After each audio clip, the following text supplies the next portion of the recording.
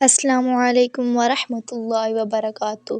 تو جی ناظرین، آج پھر ہم قیامت کی نشانی ایپیسوڈ لے کر حاضر ہوئے ہیں، اور آج جس نشانی کے بارے میں بات کرنی ہے وہ بڑی عجیب اور بڑی غمناک ہے، اور خاص طور پر ان لوگوں کے لیے جو اہل بیت سے پیار کرتے ہیں، ان کے لیے بہت ہی غمناک نشانی ہے اور غمناک بات ہے، بلکہ تمام مسلمین کے لیے جو اللہ پر اور اس کے رسول پر ایمان لائے، اور جو رسول اللہ صلی اللہ علیہ وآلہ وسلم سے محبت کرتے ہیں، ان کی آل اولاد سے محبت کرتے ہیں، ان کے لیے یہ بہت ہی غمناک بات ہے، غمناک قیامت کی نشانی ہے، کیونکہ آج ہم جس نشانی کے بارے میں بات کریں گے وہ ہے واقعہ کربلا۔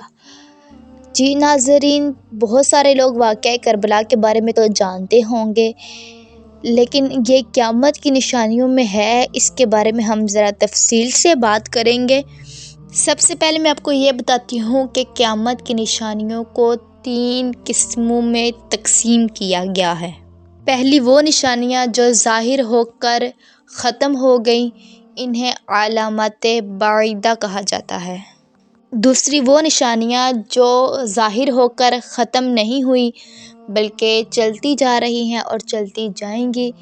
اور تیسری وہ نشانی جو قیامت کے بالکل نزدیک ہوں گی، جو قیامت سے بالکل پہلے ہوں گی اور اس کے بعد قیامت آ جائے گی۔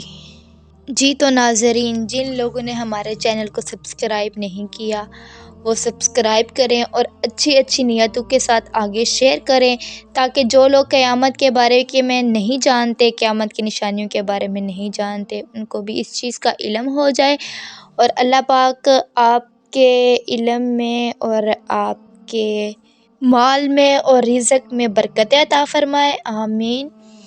جی تو ناظرین، میں قیامت کی نشانیوں کے بارے میں بات کر رہی تھی۔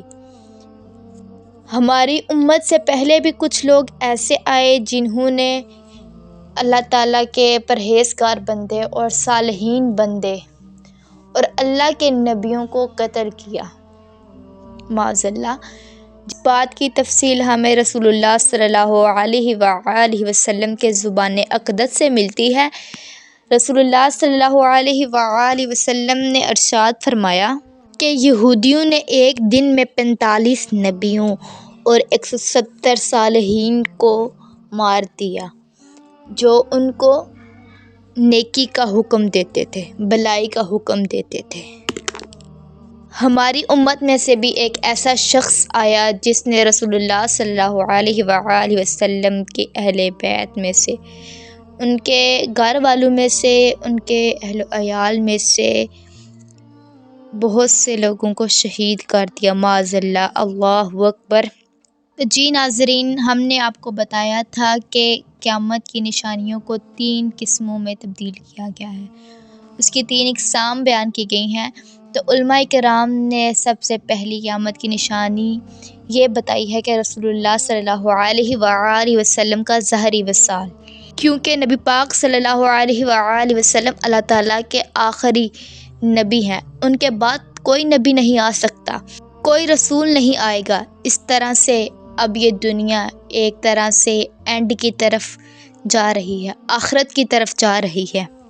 اور پھر جو پیارے آقا صلی اللہ علیہ وآلہ وسلم نے اپنی زبان اقدس سے ہمیں قیامت کی نشانیوں کے بارے میں بتایا ہے، ان میں سے کچھ نشانیاں تو جو ہو چکی ہیں، جو علماء کرام نے پہلی قسم میں ڈالی ہیں، مطلب علماء کرام نے بتایا ہے کہ وہ پہلی قسم میں نشانیاں ہیں، وہ نشانیاں ہو چکی ہیں، اور انہی نشانیوں میں ایک نشانی واقعہ کربلا بھی ہے۔ ہجرت کا 60واں سال تھا اور رجب کا مہینہ تھا، جب یزید تخت سلطنت پر بیٹھا تھا۔ اس مردود نے اپنی حکومت کی مضبوطی اور ترقی اس بات میں سمجھی کہ اس نے اہل بیت کے خون سے اپنی تلواروں کو رنگ لیا۔ اس مردود نے پہلا حملہ امام حسن، جو جوانان جنت کے سردار ہیں، ان پر کیا۔ یزید نے امام حسن کی بیوی سے کہا کہ اگر تم امام حسن کو مار دو گی، معاذ اللہ انہیں قتل کر دو گی، انہیں زہر دو گی تو میں تمہیں سلطنت کی ملکہ بنا دوں گا۔ اس عورت نے ملکہ بننے کے چکروں میں رسول اللہ صلی اللہ علیہ وآلہ وسلم کے پیارے نواسے جوانان جنت کے سردار سے غداری کی۔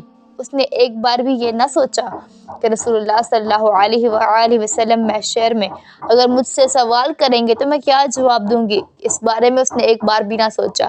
وہ دنیا کی رغبت میں، دنیا کی سلطنت کی ملکہ بننے کے چکروں میں اس نے رسول اللہ صلی اللہ علیہ وآلہ وسلم کے پیارے نواسے کو زہر دیتی رہی، لیکن اس زہر کا اثر نہ ہوا۔ پھر اس نے ایک دن اتنا زہریلا زہر دیا کہ رسول اللہ کے لاڈلے نواسے کی پیٹ کی آنتڑیاں باہر نکلنے لگی۔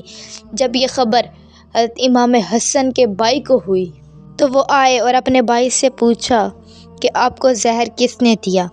تو امام حسن نے فرمایا، اگر وہ ہے جس نے مجھے زہر دیا تو اللہ بڑا بدلہ لینے والا ہے، اور اگر وہ نہیں تو میں کسی بے گناہ سے بدلہ نہیں لوں گا۔ اللہ اکبر۔ اور فرمایا، اے میرے بھائی، لوگ ہم سے اس چیز کی امید رکھتے ہیں کہ ہم قیامت کے دن ان کی شفاعت کروائیں، نہ کہ یہ ہم ان سے بدلہ لیں، بدلے کی کارروائی ڈالیں۔ اور فرمایا، اے میرے بھائی حسین، ایک بات یاد رکھنا، کوفہ والوں سے بچ کے رہنا، یہ نہ ہو کہ وہ تمہیں رستے میں چھوڑ دیں۔ اس ہونی کو کون روک سکتا ہے جو ہونی ہوتی ہے۔ پھر اس کے بعد واقعہ کربلا پیش آیا۔ اب ہم اس ویب سیریز کو قیامت کی نشانی، جو آج ہم واقعہ کربلا کے بارے میں بات کر رہے تھے، اس کی طرف لے کر چلتے ہیں۔ امام حسن کو شہید کرنے کے بعد پھر اس یزید پلید کو امام حسین رضی اللہ تعالی عنہ یاد آئے، اور اس نے اسی وقت مدینہ کے سربراہ جو تھا اس وقت کا، اس کو ایک خط لکھا کہ وہ امام حسین اور عبداللہ ابن عمر اور عبداللہ ابن زبیر سے بیعت لے اور انہیں تھوڑی سی بھی مہلت نہ دے۔ جب یہ پیغام امام حسین رضی اللہ تعالی عنہ کے پاس پہنچا تو امام حسین نے کہا، چلو ہم آتے ہیں۔ امام حسین اپنے اصحاب کے ساتھ صوبیدار کے پاس آئے، اور وہاں پر جب انہیں بیعت کے بارے میں پتہ چلا تو امام حسین نے کہا کہ مجھ جیسے چھپ کر بیعت نہیں کرتے، تم سب کو اکٹھا کرو پھر میں بیعت کروں گا۔ صوبیدار نے دوبارہ بلایا تو آپ نے فرمایا، صبح ہونے تک انتظار کرو، اور رات کو ہی آپ نے ارادہ فرما لیا کہ آپ مکہ مکرمہ کی طرف تشریف لے جائیں گے۔ اس کے بعد نواسۂ رسول روضہ رسول پر حاضر ہوئے، حاضری دی اور دعا مانگی۔ ناظرین، یہ 4 رجب تھی جب سب مدینہ والے سو رہے تھے اور اہل بیت کے گھر والے جاگ رہے تھے۔ سفر کی تیاریاں شروع کی ہوئی تھی، سفر سامان باندھ رہے تھے، مکہ کی طرف جانے کی تیاریاں ہو رہی تھیں۔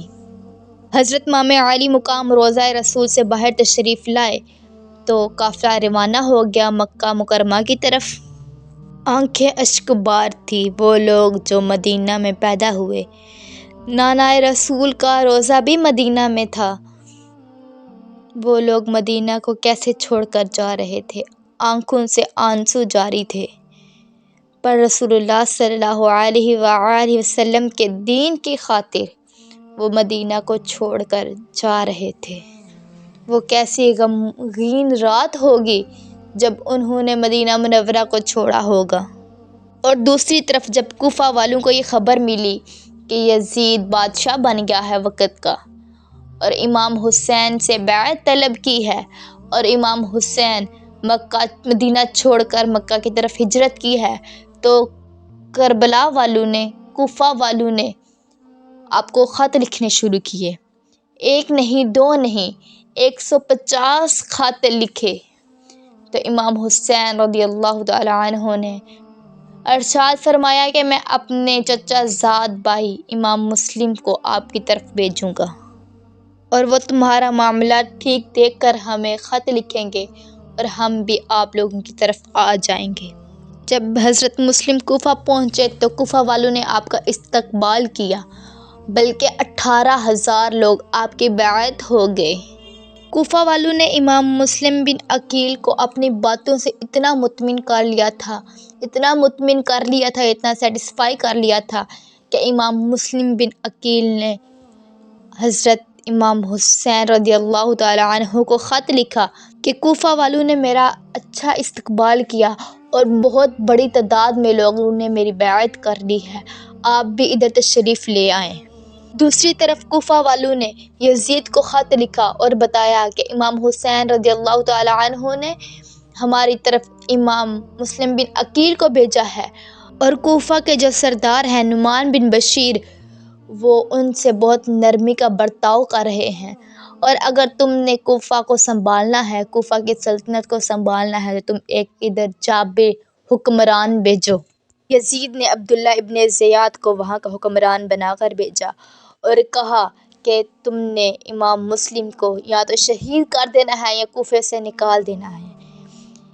عبداللہ ابن زیاد نے کوفہ پہنچ کر ہی امام مسلم کو شہید کر دیا۔ اللہ اکبر! وہ کوئی دور ایسا دور تو تھا نہیں کہ ایک منٹ میں ایک خبر یہاں سے دوسرے ملک پہنچ جاتی۔ وہ دور تھا جہاں پر خطوں کے ذریعے ایک پیغامات کو مہینوں میں دوسرے ملک تک پہنچایا جاتا، دوسری جگہ تک پہنچایا جاتا تھا۔ اس معاملے سے بے خبر نواسۂ رسول نے امام علی مقام نے 8 ذوالحجہ کے دن مکہ مکرمہ سے کوفہ کی طرف سفر روانہ شروع کر دیا۔ وہ دن جب سارے لوگ مکہ مکرمہ میں آتے ہیں حج کرنے کے لیے، امام علی مقام اس دن مکہ کو چھوڑ کر کوفہ کی طرف جا رہے تھے۔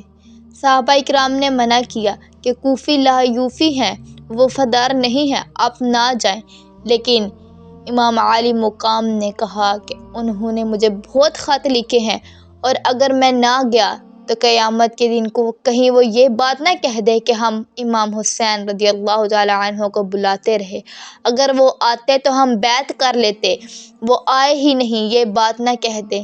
اس بات کے لیے انہوں نے کوفہ کا سفر شروع کر دیا۔ امام حسین اپنے گھر والوں کے ساتھ، جو کہ 72 لوگ تھے، ان کے ساتھ کوفہ کی طرف جا رہے تھے، جن میں چھوٹے بچے، ان کی بیویاں بھی تھیں۔ یہ لوگ لڑنے نہیں تھے جا رہے، بلکہ یہ نانا کے دین کو پھیلانے جا رہے تھے۔ یہ لوگ تو کسی کی دعوت پہ جا رہے تھے۔ مکے سے کوفہ کے راستے کے درمیان امام حسین علی مقام کو پتہ چلا کہ امام مسلم کو شہید کر دیا گیا ہے، اور پھر قافلے والوں نے مشورہ کیا جانا ہے یا نہیں جانا۔ بہرحال جو ہونی تھی وہ ہو کے رہنی تھی۔ امام علی مقام نے فرمایا کہ ایک دفعہ ہم نکل پڑے ہیں تو اب جانا ہے۔ قافلہ پھر کوفہ کی طرف روانہ ہو گیا۔ حضرت امام حسین جا رہے تھے تو راستے میں انہیں دوپہر کے وقت ایک قافلہ آتا ہوا دکھائی دیا۔ جب پاس آئے تو پتہ چلا وہ حضرت حر ہیں، جو 1000 لشکر کے ساتھ بھیجے گئے تھے، جو امام حسین علی مقام کو عبداللہ ابن زیاد کے پاس سمیت سارے قافلے لے جانے کا حکم دیا گیا تھا۔ حضرت حر نے امام علی مقام پر سختی نہیں کی تھی۔ جب یہ قافلہ چلتا ہوا حضرت امام حسین علیہ السلام آگے بڑھتے ہوئے نینوا کے مقام پر پہنچے، وہاں پر ایک سوار آتا ہوا دکھائی دیا، جس کے پاس عبداللہ ابن زیاد کا ایک خط تھا۔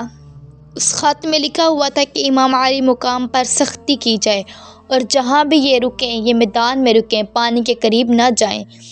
جب حضرت حر نے یہ خط پڑھا تو امام علی مقام کے پاس گیا اور جا کر اس نے کہا کہ یہ ایک سوار آیا ہے، اور یہ ابن زیاد کا خط لے کر آیا ہے، اور یہ مجھ پر نگرانی کرے گا۔